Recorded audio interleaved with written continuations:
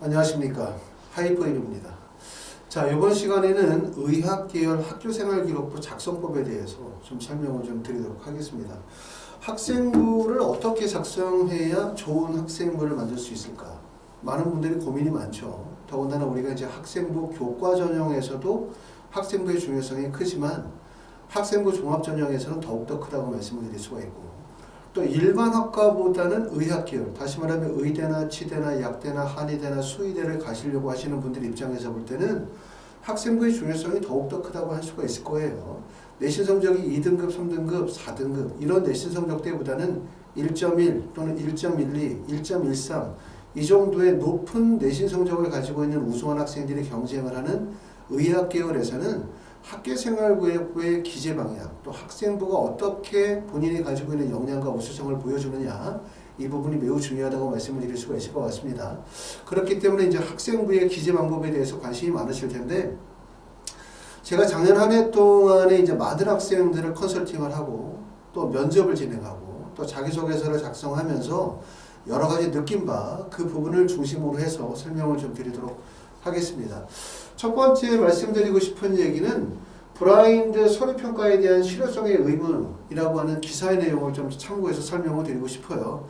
우리가 브라인드 면접이다, 브라인드 서류평가다 라고 하는 말이 사용이 되어진 지가 한 2년, 3년 정도 사용이 되어졌고, 처음에는 우리가 이제 브라인드 서류평가나 브라인드 면접을 진행하겠다라고 했었을 때 많은 분들이 생각할 거는, 그러면 모든 고등학교의 학생들을 내신 성적으로만 평가하는구나 라고 생각하시는 분들이 계셨을 거라고 생각합니다. 하지만 우리가 브라인드 면접이나 브라인드 서류평가라는 말에 사용한 지가 2년, 3년이 지났음에도 불구하고 입시 결과, 진학 결과의 변화를 살펴보면 사실 큰 변화가 없다, 이런 부분들을 알 수 있어요. 결국은 진학의 결과나 입시의 결과에서 큰 변화가 없었다는 얘기는 브라인드 서류 또는 브라인드 면접이라고 하는 것이 입시를 뒤흔들 만큼 그만큼 결정적인 요소가 되지는 못한다, 이렇게 말씀을 드릴 수가 있는데, 학교 내신 성적의 중요성은 상당히 크죠. 하지만 내신 성적이 가지고 있는 단점은 분명히 있는 것 같아요.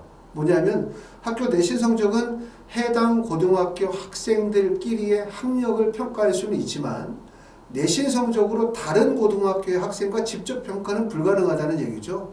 예를 들어서 내가 다니고 있는 고등학교가 전교생, 내가 다니고 있는 고등학교가 고등학교 3학년 전체 학생이 200명인 학교에 학생이 있을 수 있고, 또는 3학년 전체 학생이 350명인 학교에 학생이 있을 거란 말이에요.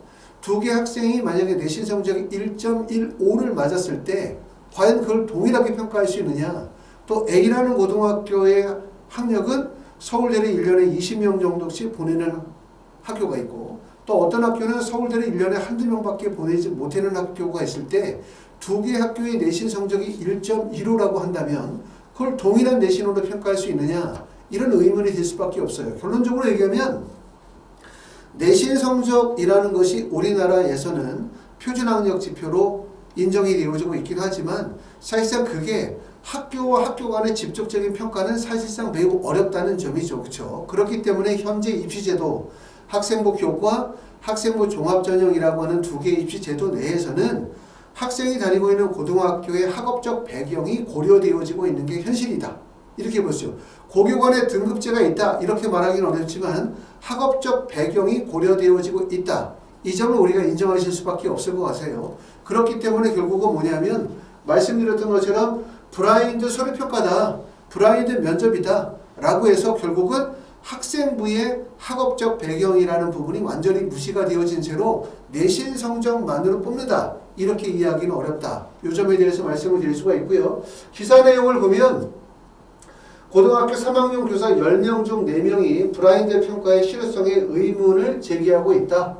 결국은 뭐냐면 고교의 정보를 가려도 평가 과정에서 출신 학교의 유형을 추측할 수 있다는 점이 가장 큰 문제로 꼽힌다, 이렇게 보실 수가 있고, 결국 대학 입시는 학부모의 입장, 대학에 합격하고자 하는 학생과 학부모의 입장이 있고요. 우수한 학생을 선발하고자 하는 대학의 입장이 있을 거고, 그 다음에 정부의 입장이 있을 것 같아요. 각자 서로의 입장에서 자기 주장을 얘기하고 있지만 중요한 점은 뭐냐면 우리는 학생이고 학부모의 입장이지만 대학의 입장은 다르다는 거죠. 대학의 입장은 뭡니까? 우수한 학생을 선발하고 싶다. 그러면서도 많은 학생들이 원서 지원을 하게 하고 싶은 거죠. 모든 학생들이 원서 지원하게 하지만 결국 그 안에서 우수한 학생들을 선발하고자 하는 것은 대학의 입장이기 때문에 결론적으로 얘기하게 되어지면 이런 블라인드 서류평가, 블라인드 면접이라고 하는 것들은 실효성의 의문이 제기가 되어질 수밖에 없고, 자, 지금 보시는 것처럼 서울대학교 지역균형 전형과 일반 전형에서 고등학교의 선발 유형을 우리가 살펴보도록 하면, 일반 전형 같은 경우는 일반계 고등학교는 2021학년도에 30.3%였는데 2022학년도로 가면서 일반고 학생의 선발 비율이 28.3%로 오히려 줄었어요. 그 다음에 자공고의 비율은 41명 2.4%에서 2.0%로 비율이 약간 줄었고, 자사고인 오히려 16.2%에서 16.8%로 자사고 비율은 증가했고, 과학고 학생의 비율은 6.9%에서 7.3%, 영재고는 17.9%에서 19.3%로 증가했고요. 외고나 국제고의 학생의 비율은 13.2%에서 13.5%로 오히려 비율이 증가했다. 우리가 일반적으로 이제 블라인드 서류 평가다, 블라인드 면접이다, 그럼 일반고 학생들에게 조금 더 유리할 수 있다라고 하는 인식을 가지고 있다면, 서울대학교 일반전형 2021학년도의 고개별 선발 비율과 2022학년도 고개별 선발 비율을 보게 되어지면 오히려 일반고 학생들의 비율이 줄고요. 보시는 것처럼 자사고나 과학고나 영재고나 특목고의 학생들의 비율이 증가했다는 점을 볼 수 있다라는 점을 아실 수가 있어요. 그렇기 때문에 정의를 내리면 우리가 학교생활기록부에 있어서의 공정성, 객관성이라고 하는 것이 강화되어지는 거 맞고, 고교관의 서열이 완화되어지는 것도 맞아요. 내신 성적이 강조가 되어지는 것도 맞지만, 그렇다고 해서 모든 고등학교의 학생들의 학업적 배경을 무시한 채로 내신 성적만으로 선별하는 것이 아니다. 그렇기 때문에 학생의 내신 성적도 중요하지만 학생의 프로파일, 다시 말하면 학업적 배경이라는 것이 중요한 요소로 반영이 되어진다. 이렇게 말씀을 드릴 수가 있고요. 그럼 학업적 배경은 뭐냐? 첫 번째, 내가 다니고 있는 고등학교의 진학의 결과가 되게 중요하죠. 왜냐하면 그 진학의 결과가 다니고 있는 고등학교의 학력 수준을 말하고 있기 때문에. 두 번째는 내가 다니고 있는 고등학교의 학생 수도 되게 중요합니다. 그리고 그 학생들의 진학의 결과가 중요하고요.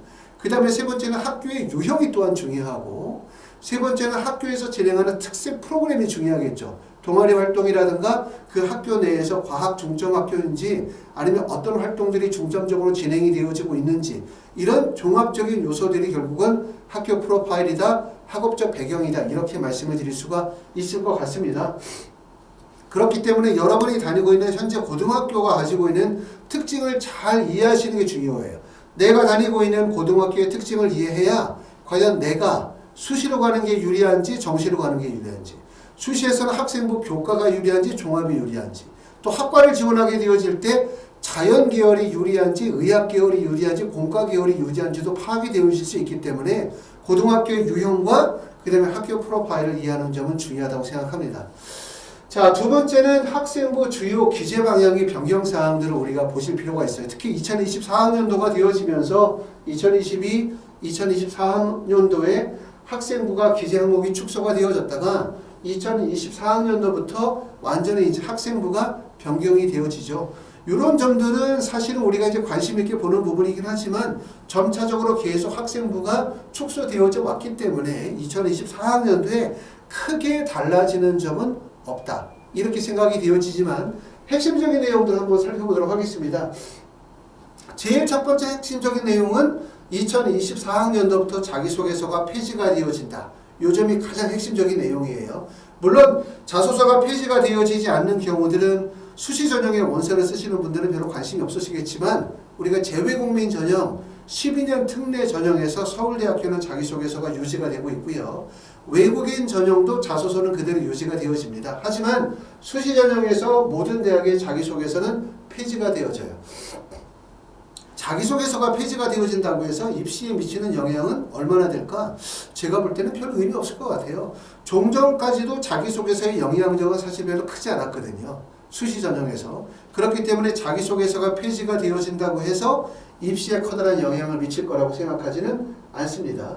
독서 활동은 도서명과 저자명이 기재가 되어지다가 2024학년도부터는 도서명이 대입의 미반영이 되어져요. 그렇다고 해서 도서가 중요한 것이 아니냐라고 생각하시면 안 되고 도서는 여전히 중요하죠. 도서가 왜 중요하냐 하면 우리가 학생부의 자율이나 진로 활동, 세부 능력 및 특기사항 여러 가지 활동들에서 탐구 활동의 1차적인 과정이 결국은 독서 활동이에요. 그러다 보니까 독서라고 하는 것이 여기 본 것처럼 도서 활동이라고 하는 난해는 기재할 수가 없지만 자율이나 진로 활동, 세부 능력 및 특기사항, 동아리 활동 내에서 도서와 도서 활동 내용들이 기재가 되어지고 이게 탐구 활동의 1차적인 탐구로 기재가 되어지기 때문에 독서 활동은 여전히 중요하다.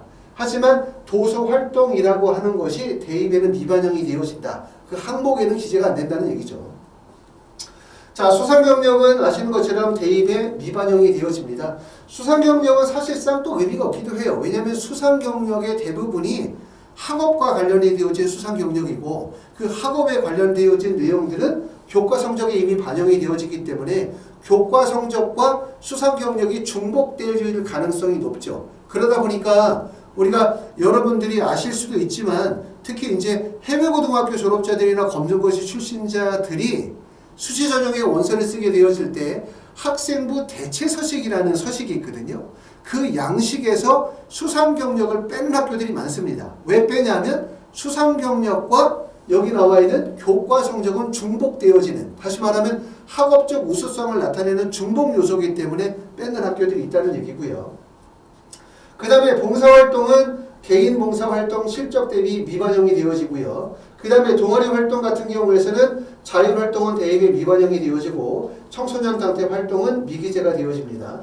그 다음에 자율이나 그 다음에 진로활동 그대로 유지가 되어지고 행동특성 및 종합의견도 연간 500자로 그대로 유지가 되어지고요. 세부능력 및 특기사항에서는 영재 발명교육 실적 대비 대입에 미반영이 되어지고 그 다음에 비교과 활동은 대입에 반영이 되어지지 않습니다. 이렇게 보시면은 사실은 이제 가장 특징적인 부분 자기소개서 폐지가 되어진다.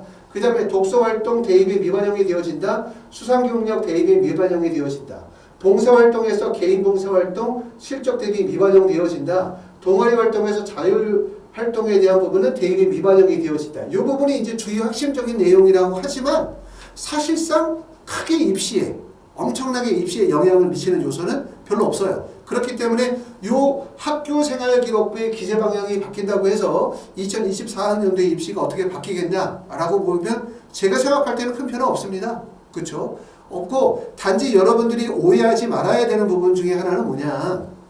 첫 번째는 특히 독서활동 관련된 거. 독서활동이 대입이 미반영이 되어진다고 해서 독서의 중요성이 없어지는 것은 아니다. 독서는 매우 중요하다. 왜 중요하다? 자율활동, 학생 스스로의 탐구의 1차적 과정이 결국은 독서활동이기 때문에 독서는 동아리 활동이나 자율이나 진로 활동이나 또는 세부능력 및 특기사항에 기재가 되어지는 내용이고 많은 독서가 기재가 되어지지 않아도 진로와 관련이 되어진 독서활동은 매우 중요한 요소라는 점을 오해하지 않으셔야 된다는 점 꼭 말씀을 드리고 싶고 두 번째는 자기소개서가 폐지가 되어져도 대입에 큰 영향을 미치진 않아요. 하지만 자기소개서가 폐지가 되어지면 뭘 염두에 두냐면 학생부를 기재하는 방식이 좀 바뀌어야 돼요.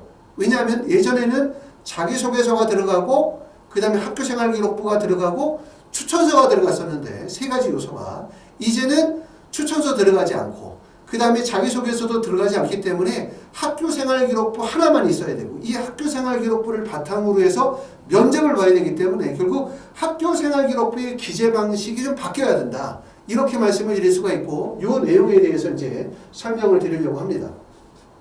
자, 학생부 과연 어떻게 써야 될까? 요거 고민하시게 될 때 꼭 이 내용을 좀 읽어봤으면 좋겠어요. 이 내용은 뭐냐면 서울대학교 학생부 종합전형 서류평가 방법에 대해서 서울대학교에서 밝힌 내용인데 이 내용을 한번 좀 읽어보시면 우리가 학교생활기록부를 어떻게 구성하고 작성해야 될지 방향을 알게 될 것 같아요. 방향을. 그런 의미에서 제가 한번 설명을 드리려고 이 내용을 보여드리고 있는데 서울대학교 학생부 종합전형의 서류평가 방법입니다.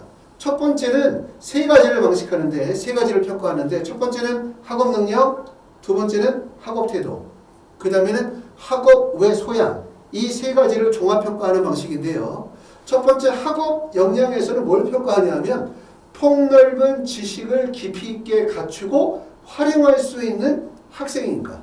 참 어렵죠. 하지만 꼭 염두에 두는 거는 첫 번째는 폭넓은 지식을 깊이 있게 갖추고 활용할 수 있는 학생인가라고 하는 거예요. 결국은 폭넓은 지식, 그 다음에 깊이 있는 지식, 그 지식에 대한 활용성이 매우 중요하다고 말씀을 드릴 수가 있고, 하단에 나와 있는 내용은 우수한 학업 역량이 고르게 나타나는가? 두 번째, 이해를 바탕으로 한 지식을 갖추었는가? 세 번째는 공부가 무엇인지 고민한 경험이 있는가? 네 번째는 습득한 지식을 적절히 활용한 경험이 있는가? 네 번째, 다섯 번째는 의미 있는 학습 경험은 무엇이었는가? 그 다음에 노력을 통해 성장한 모습은 어떠한가? 이 내용을 정말 꼭 읽어봐야 되고, 이러한 내용들을 학교생활기록부를 기재하게 되어질 때 담으려고 노력하셔야 돼요.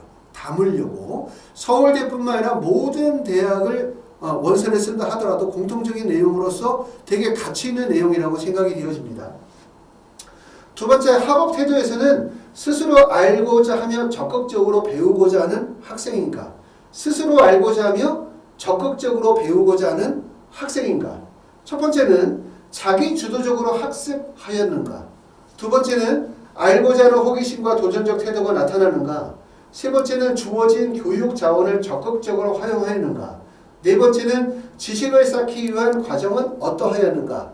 다섯 번째는 진로 탐색을 위한 적극적인 태도가 확인되어졌는가? 요 점이고요. 마지막으로는 학업 외 소양으로는 바른 인성과 공동체 의식을 지니고 나눔을 실천할 수 있는 학생인가? 라는 부분인데, 저는 이 부분을 꼭 되게 중요하다고 생각합니다. 특히 이제 학교생활 기록부 작성하게 되어질 때 무작정 잘 써야지, 무조건 열심히 써야지, 과학적 역량과 의학적 탐구 역량이 드러나도록 아주 뛰어나게 역량 중심으로 써야지 라고 생각하지 마시고 꼭 반드시 이 내용을 명심하실 필요가 있어요. 서울대학교 학생부 종합전형의 서류평가 방향에 대한 내용을 꼭 읽어보시고, 이러한 내용들이 나의 학생부에 담기게 되어진다면 정말 학생의 우수성과 학생이 가지고 있는 발전 가능성을 충분히 보여줄 수 있는 학생부의 내용을 담고 있을 것이라고 저는 생각이 됩니다. 공부가 무엇인지 고민한 경험이 있는가? 습득한 지식을 적절히 활용한 경험이 있는가? 노력을 통해 성장한 모습을 갖추고 있는가? 이런 부분들, 알고자 하는 호기심과 도전적 태도를 나타내고 있는가? 지식을 쌓기 위한 과정은 어떠했는가? 이런 말들은 정말 되게 중요한 말들이라고 생각하고, 단지 학생부를 잘 써야 되겠다라고 하는 것이 아니라 어떤 방향성을 갖추고 잘 쓰려고 하는가? 이 부분이 중요하다고 저는 생각합니다. 자, 세부능력의 특기사항에 대해서 우리가 한번 살펴보도록 하겠습니다. 세특뿐만 아니라 모든 항목이 마찬가지예요. 자, 세특은 어떠한 내용인지 한번 살펴보면, 세부능력의 특기사항이라는 것은 세부능력의 특기사항은 학생 참여형 수학 및 수업과 연계된 수행평가 등의 관찰한 내용을 입력하는 거고, 과목당 글자 수는 500자로 한정을 하고 있습니다. 첫 번째, 과목별 특기사항은 교과 담당 교사죠. 교과 담당 교사가 1학기와 2학기의 내용을 각각 입력한다. 두 번째는 지필평가와 수행평가 결과를 태도 과목별 성취 기준에 따라 성취 수준의 특성 및 참여도, 태도 등 특이할 만한 사항들을 구체적이고 객관적으로 입력합니다. 세 번째는 학생의 수업 참여의 태도와 노력, 교과별 성취 기준에 따른 학업 목표 성취를 위한 자기주도적 학습에 의한 변화와 성장 정도를 중심으로 기재한다. 이 내용은 뭐냐면 교육부에서 발표한 학교생활기록부 기재 방향에 대한 기본 내용이에요. 결국 이런 식으로 세부능력 및 특기사항을 기재한다 라고 하는 기재의 방향이 이렇게 정해져 있다는 뜻입니다. 이 내용들을 쓴다는 얘기가 아니라 교육부에서 발표한 학교생활기록부 기재의 방향이 이러하다 라는 얘기를 하고 있는 거고요. 하지만 제가 생각할 때 학교생활기록부는 이렇게 써야 된다라고 저는 이렇게 생각하는 거예요. 특히 아까 말씀드렸던 것처럼 우리가 2024학년도로 가게 되어지면서 학생부의 기재 항목이 축소가 되어지고 기재가 바뀌게 되어짐에 따라서, 더군다나 자기소개서가 빠지고 추천서가 빠지게 되어지면서 학교생활기록부가 나중에 면접을 봤었을 때 영향력이 있는 정말 학생의 역량과 우수성을 나타낼 수 있는 학생부가 되기 위해서 우리가 꼭 생각해야 되는 것들이 있다. 첫 번째, 서울대학교 학생부 종합전형 서류평가의 내용을 꼭 명심할 것. 두 번째는 뭐냐면 자소서가 빠지게 되어짐에 따라서 결국 학생부가 자소서의 역할을 대신해야 된다. 그렇기 때문에 어떻게 써야 된다.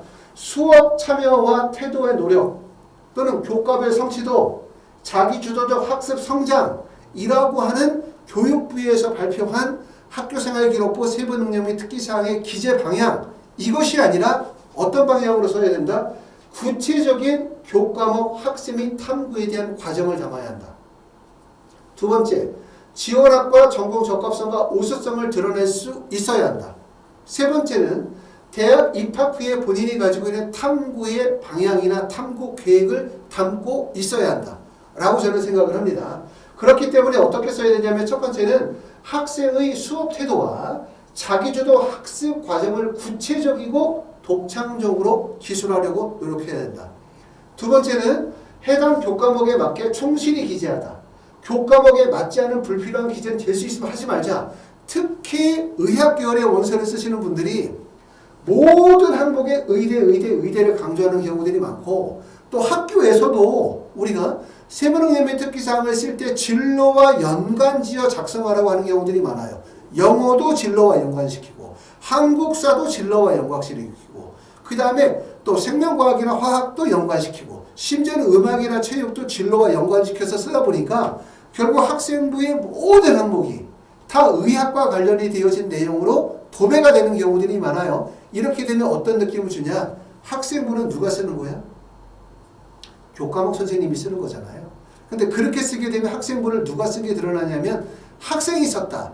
학생이 썼다는 거죠. 그럼 학생이 썼다는 것은 결국은 셀프 학생부거든요. 셀프 학생부는 금지사항입니다. 감점 요소에 해당이 되는 거예요. 그렇기 때문에 모든 항목에다가 의대를 나열하지 말고 의대와 직접적으로 연관된 내용을 기재할 수 있는 과목에만 기재하자.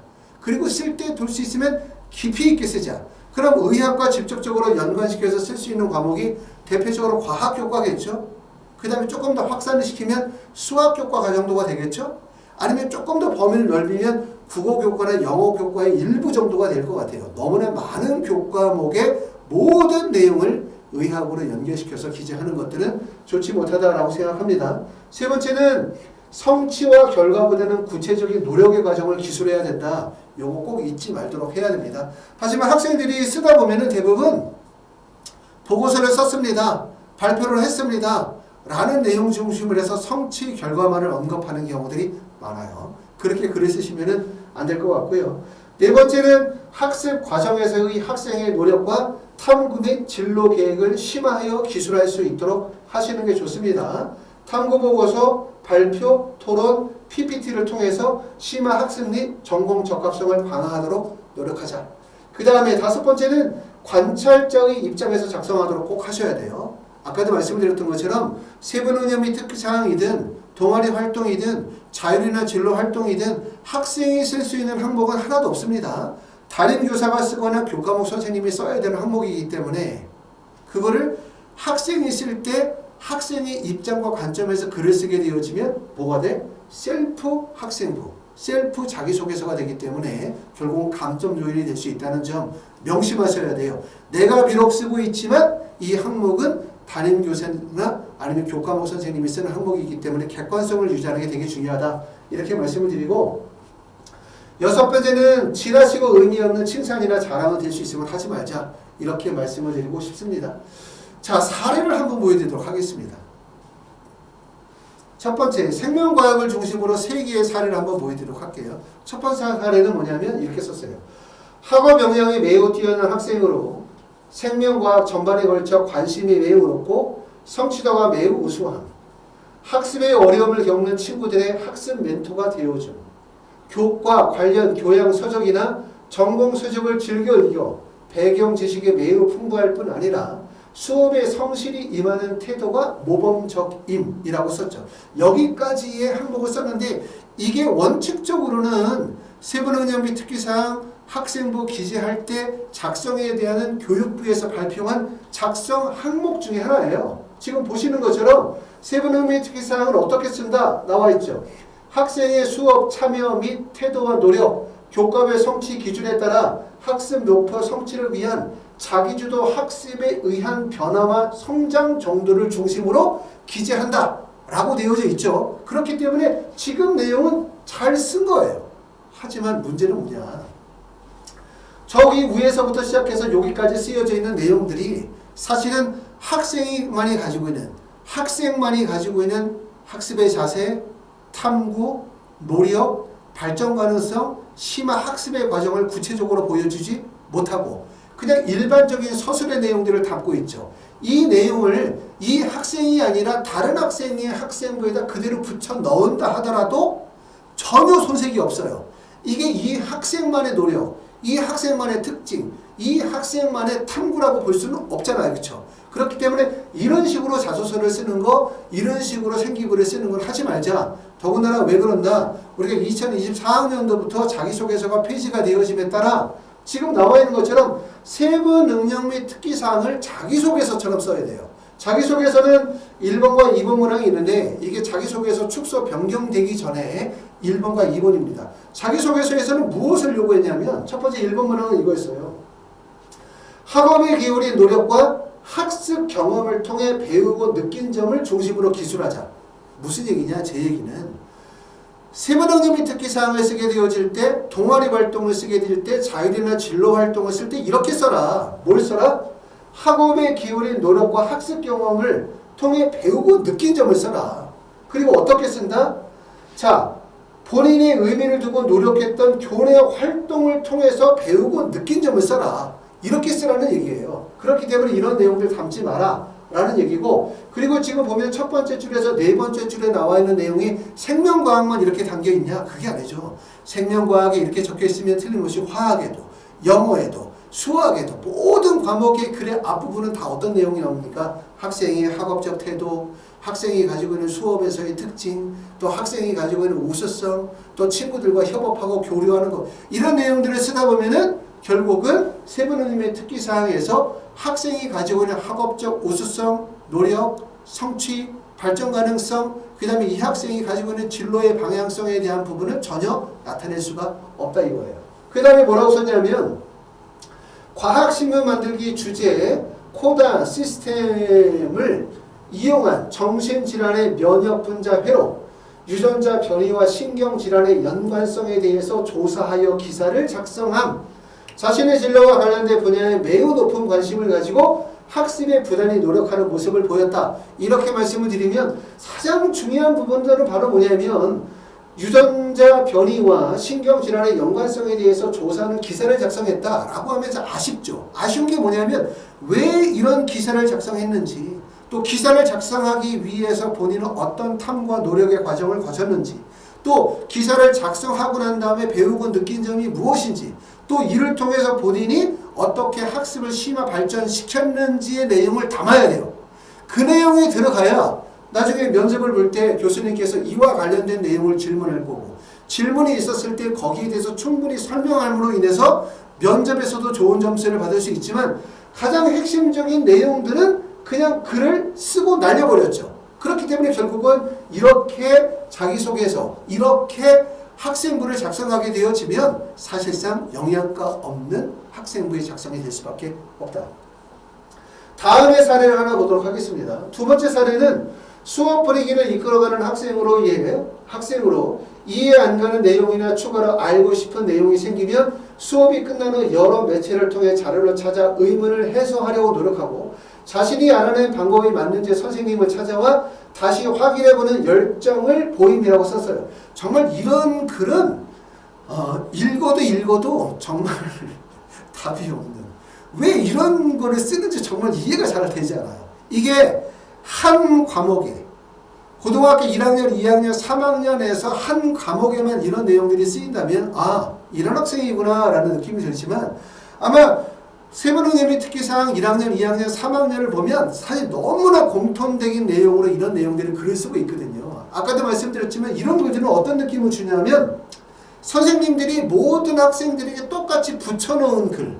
자, 글자 수 500자의 내용은 채우긴 채워야 되고 막장에 쓸 내용은 없고 이러다 보니까 기계적으로 붙여놓는 느낌을 주거든요. 그렇기 때문에 앞으로 달라지는 2024학년도의 입시에서는 자기소개서도 없어지고 대학별 면접의 중요성이 더욱더 커지니 우리가 세부능력 및 특기사항, 자율이나 진로활동, 동아리 활동 쓸 때 그냥 표면적이고 일반적인 얘기 누구에게나 붙여넣어도 특징 없는 글 이런 거 쓰지 말고 학생의 노력, 학생의 탐구, 학생의 의지, 학생의 발전 가능성, 학생의 진로 방향이 무엇인지를 구체적으로 담자라고 저는 꼭 말씀을 드리고 싶습니다.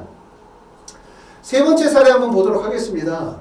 수업시간 중 유전자 돌연 변이와 염색체 이상으로 질병과 치료법을 학습하고 발표한 이후 다양한 유전자 치료법에 관심을 가지고 이를 조사하는 과정에서 유전자 분석 기술이 발달함에 따라 개인의 DNA 염기의 서열을 읽어 유전 정보를 추출하고 유전 정보를 가공하는 것이 가능해졌으며 개인의 유전적 특성을 고려한 정밀의학이 새로운 치료법으로 등장하게 되어짐을 알게 됩니다.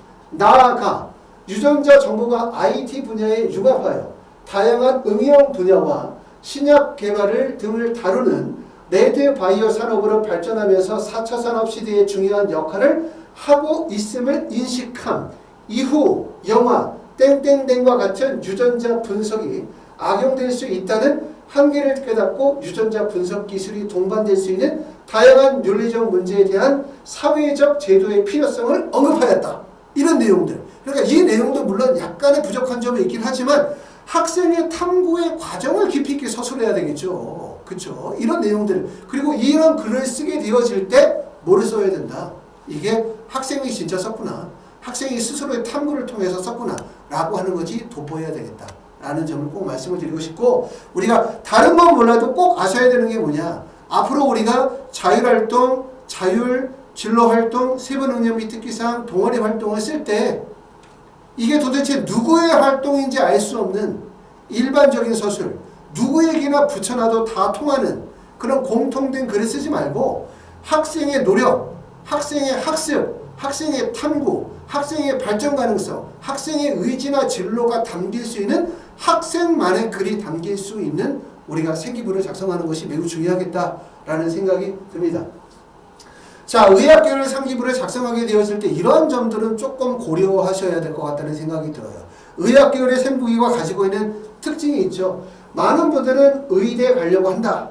그러면 생기부 어떻게 써야 된다? 과학적, 의학적 학습 과정과 학생의 탐구 의지가 드러나도록 써야 한다. 이러다 보니까 의대 학생부 그러면 많은 분들이 뭘 생각하냐면 임팩트. 어떤 소재를 할 것이냐. 어떻게 차별화시킬 것이냐. 어떻게 심화시킬 것이냐. 라고 하는 거에 대해서 고민을 많이 하시는 경우들이 많아요. 하지만 중요한 건 생기부 아무리 그렇게 잘 써도 대학에서는 너의 출신 고등학교의 유형과 너의 출신 고등학교가 가지고 있는 학업적 한계를 알면 너의 학생부에 기재가 되어져 있는 내용인지 허위인지 아닌지를 다 판별할 수 있다는 걸 아셔야 돼요. 그렇죠? 아무리 잘 쓴다고 해서 대학에서 속아 넘어가는 것이 절대로 아니다 라는 점을 꼭 아셔야 됩니다. 그렇기 때문에 특히 의대 학생부에서 제일 중요한 부분들은 저는 뭐라고 생각하냐면 서류의 신뢰성과 객관성을 확보하는 게 매우 중요하다고 생각합니다. 왜냐하면 의대 가려고 하는 학생들 중에서 내신 성적이 1등급이 아닌 학생들이 어디 있어요? 대부분 다 1.1이거나 아무리 안 돼도 1.345 내에는 들어야 의대의 원서를 쓸 수 있고 이 정도의 내신 성적이 되면 대부분 학교에서 적극적으로 밀어주죠. 의대 보내려고 열심히 시키죠. 그러다 보면 학생부가 과다 기재가 되어질 가능성이 상당히 높아요. 그러므로 의대가 아니라 내가 서울대를 가려고 한다. 연대를 가려고 한다.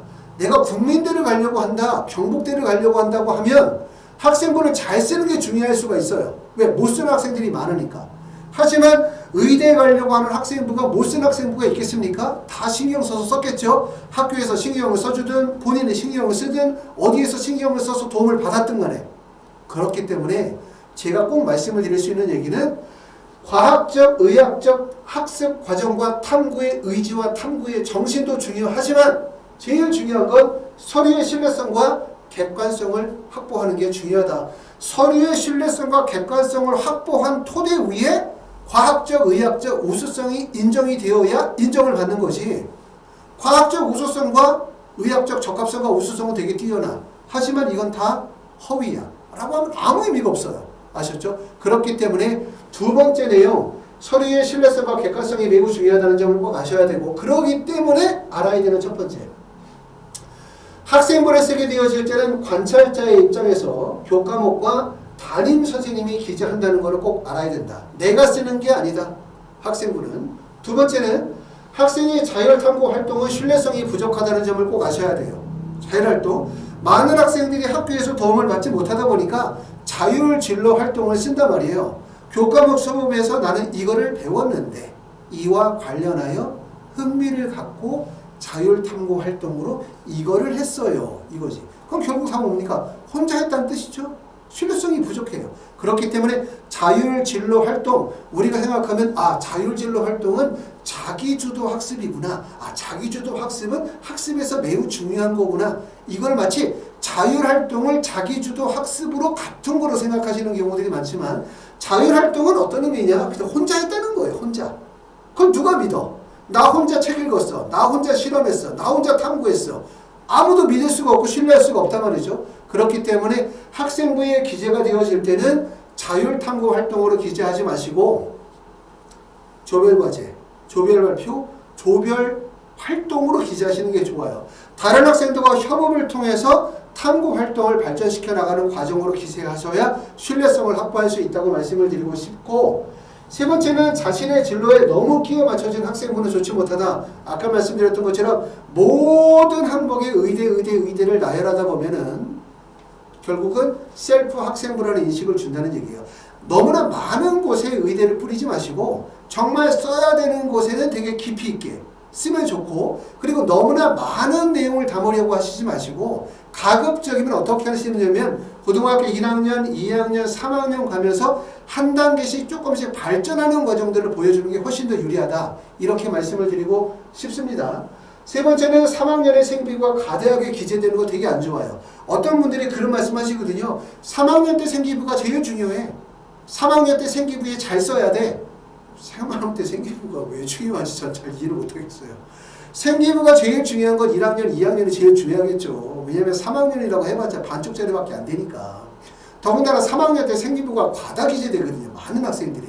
고등학교 1학년 때, 2학년 때까지 쓰고 난 다음에 부족한 점을 몰아채우는 경우도 많고, 고등학교 1학년 때, 2학년 때는 진로는 의사였었지만 3학년 때 가면서 내신 성적이 떨어지면서 치과 의사로 바꿔서 왕창 집어넣는 경우들이 많아서 사실 가장 신뢰하기가 어렵고 의미가 없는 학생부가 저는 3학년 학생부라고 생각해요. 그렇기 때문에 학생부는 언제 잘 써야 된다? 고등학교 1학년과 2학년 때 잘 써야 되고 3학년 때는 너무 지나치게 과다 기재하지 않도록 하시는 게 도움이 된다. 이렇게 생각이 되어집니다. 말씀을 드렸던 것처럼 잘 쓰면 뭐해? 하나도 인정을 안 하는데 이거 거짓말이야. 허위를 쓴 거야. 여러분 인정을 받지 못하면 아무 의미가 없거든요. 결국은 내가 잘 쓴 게 인정을 받으려면 서류가 가지고 있는 신뢰성과 객관성이 인정을 받는 토대여야 된다는 점을 꼭 알아두시면 되고, 대학은 다 알아요. 거짓말이라는 거를. 그걸 알고 있어야 된다는 거. 그 점을 꼭 알아두셔야지 학생이 열심히 다 쓰고 다 기재가 되어지면 대학에서 그걸 다 인정할까라고 생각하시면 안 될 거라고 생각합니다. 자, 다섯 번째는 학생부의 모든 항목에 의대 기재되어지는 건 안 좋다고 말씀을 드렸고, 여섯 번째는 다른 학생과 비교한 지나친 칭찬은 절대로 안 좋다. 특히 이제 학교 선생님들에게 꼭 이 말씀을 좀 드리고 싶어요. 왜냐하면 학교에서 진학 결과를 내야 되니까, 또 이 학생이 공부를 열심히 하니까 선생님들이 좀 도와주고 싶어요. 그러다 보니까 행동 특성 및 종합의견이라든가 아니면 세부능력 및 특기사항에다가 학생에 대해서 지나치게 칭찬을 너무 많이 하시는 경우가 많고, 또 칭찬을 할 때 다른 학생들과 비교하여 이 학생의 우수성을 평가하는 경우들이 많은데, 오히려 이런 부분들은 학생부가 관리를 받고 있다는 인상, 또는 자칫 잘못하면 학생의 학교의 전체적인 수준이 낮아져 보인다라고 하는 인상을 줄 수 있기 때문에 공부를 잘하는 학생일수록 학생부에는 칭찬을 담지 마라. 공부가 좀 낙할 때, 예를 들어 내신 성적이 2등급이나 3등급이거나 4등급인 학생들에게는 학생부에 칭찬을 많이 좀 넣어줘야 돼요. 하지만 내신 성적이 1등급대의 의대를 가려고 하는 학생들은 가급적이면 학생부를 객관적이고 아주 객관적이고 신뢰할 수 있게 작성하는 게 좋기 때문에 지나친 불필요한 칭찬은 될 수 있으면 삼가하는 것이 좋겠다. 칭찬을 하지 말고 뭘 써? 학생의 탐구, 노력, 발전, 과정을 적어주세요. 그게 바로 칭찬이거든요. 자, 그 다음에 세 번째는 자기주도성을 보여주는 것이 좋다. 이 자기주도성은 교내 활동과 교과목과 연계해서 적어주는 게 좋고, 네 번째는 성취의 결과보다는 탐구에 대한 과정을 서술하는 것이 매우 좋다. 이렇게 말씀을 드리고 싶고요. 마지막으로 이 얘기를 한번 해주고 싶어요. 학생부를 우리가 잘 쓰고 싶은데 학생을 도대체 어떻게 잘 써야 되는 거야? 라고 해서 고민하시는 분들이 상당히 많거든요. 어떻게 쓰면 잘 쓰는 거야? 이 내용을 꼭 읽어보세요. 서울대학교 학생부 종합전형 서류평가 항목입니다. 이 서류평가 항목에 대한 내용들을 쭉 보시면서 내가 학생부에서 어떤 내용을 담아야 되겠다라고 하는 방향성을 설정하실 수가 있거든요. 자, 나는 학교생활기록부에서 내가 보고주고 싶은 게 뭐야? 습득한 지식을 어떻게 활용하였는가를 보여주고 싶다.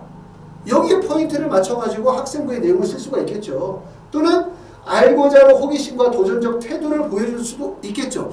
이런 것들이 드러나야 된다는 얘기예요. 그냥 무작정으로 해서 학습 과정들, 성취 결과를 그냥 나열하고 그냥 과대포장해서 기술하는 것이 아니라 결국 학교 생활 기록부에 자신만의 노력, 자신만의 학습의 과정, 자신만의 지식의 습득과 활용의 과정에 대한 부분들을 담을 수 있도록 하는 게 되게 중요하겠다라는 생각이 듭니다. 자, 이렇게 해서 이제 의대를 가시려고 하시는 분들 또는 치대를 가시려고 하시는 분, 약대나 수의대, 한의대를 가려고 하는 의학계열의 학생부를 작성하시는 학생들 이렇게 작성했으면 좋겠다. 이런 점에 대해서 말씀을 드렸습니다. 감사합니다.